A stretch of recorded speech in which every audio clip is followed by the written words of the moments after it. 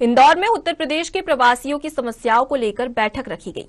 इसके अलावा यूपी चुनाव में बीजेपी को सशक्त बनाने पर चर्चा की गई। सांसद शंकर लालवानी के अलावा बैठक में यूपी के कई प्रोफेसर और डॉक्टर शामिल हुए।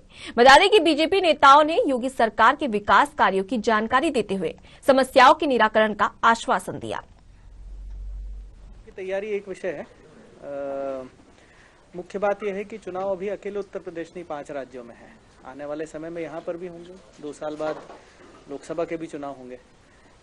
जो इधर के माध्यम से एक जो विषय आज ले जाने की कोशिश कर रहे थे वो ये है कि चुनाव के मुद्दों पर लड़े जाने चाहिए।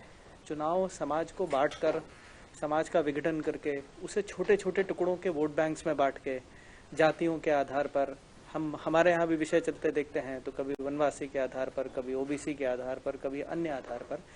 आज इस 2022-21वीं सदी के का भी लगभग 1/4 पड़ाव हम पार कर चुके हैं। इस समय में ये वो मुद्दे नहीं है जो गवर्नेंस को तय करते हैं। तो एक आदत सभ्य समाज की सही मुद्दों पर चुनावी प्रक्रिया का आकलन करने की होनी चाहिए। और जो आपने कहा कि किस तरीके से इन्फ्लुएंस करने की बात करते हैं, तो इन्फ्लुएंस जो करना चाहते हैं, या मैं मेरी इच्छा से बता सकता हूँ, वो इन्फ्लुएंस यही है कि सही मुद्दों का आकलन कर सही चीज़ों का आकलन कर अपने छोटे मोटे भेदों को भूलकर और एक समग्र चिंतन कर कि समाज किस दिशा में जाना चाहिए, ये हमारा चुनाव के समय में चिंतन का विषय होना चाहिए युवा एजुकेटेड देश में अब।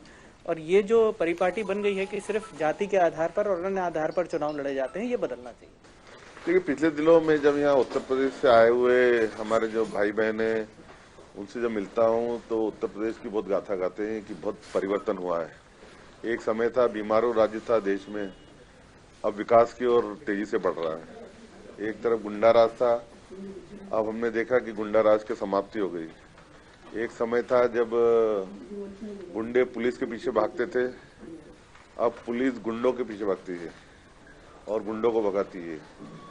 ऐसा बीमारू राज्य विकसित राज्य के रूप में विकसित हुआ है और बहुत सारे क्षेत्रों में काम हुआ है। जो वहाँ से आते हैं वहाँ की तारीफ करते हैं। हाल ही में मैं हमारे जो डॉक्टर साहब हैं, इनके यहाँ शादी में मैं बारात आई थी तो उनने पूछा था, तो बोले बहुत सारा परिवर्तन आ गया है और हम चाहते हैं फिर से मोदी जी केंद्र के नेतृत्व में योगी जी की सरकार उत्तर प्रदेश में बनना चाहिए। सबसे बेहतर जो तरीका है आजकल मैसेजिंग का, वो है सोशल मीडिया। हमारा सोशल मीडिया से सभी लोग लगभग जुड़े हुए होते हैं। कोरोना में पर्सनली मिलना नहीं हो पा रहा है, लेकिन मैं अगर बात करूं उत्तर प्रदेश का, तो मैं अभी उत्तर प्रदेश 18 दिसंबर को ही गया था और वहां पर देखा काफी बदलाव आया। मैं रेगुलर उत्तर प्रदेश जाता रहता हूं, मैं उत्तर प्रदेश का मूल निवासी हूं। वो घटनाएं बताता हूं, उससे आप समझ जाएंगे कि मैं कहना क्या चाहता हूं। इंदौर पटना रेलवे लाइन का उद्घाटन होना था, रेलवे ट्रेन का उद्घाटन होना था। शहर की एक बहुत वरिष्ठ राजनेता वो उद्घाटन करने के लिए आई थी। उन्होंने कहा कि मेरी इच्छा है कि इस ट्रेन से डॉक्टर पीएन मिश्र जैसे लोग शहर में आए, जिन्होंने शिक्षा के स्तर को ऊपर उठाया। अपराधी ना आए उत्तर प्रदेश और बिहार के, इसका मतलब वहाँ अपराधी बहुत बड़ी संख्या में थे। दूसरा, एक यहाँ के वरिष्ठ पत्रकार गए ऐसे ही रिपोर्टिंग करने के लिए, तो उन्होंने वहाँ रिक्शे चलते थे। 12 रुपए में एक रिक्शे वाले ने उनसे चलने का भाड़ा तय किया।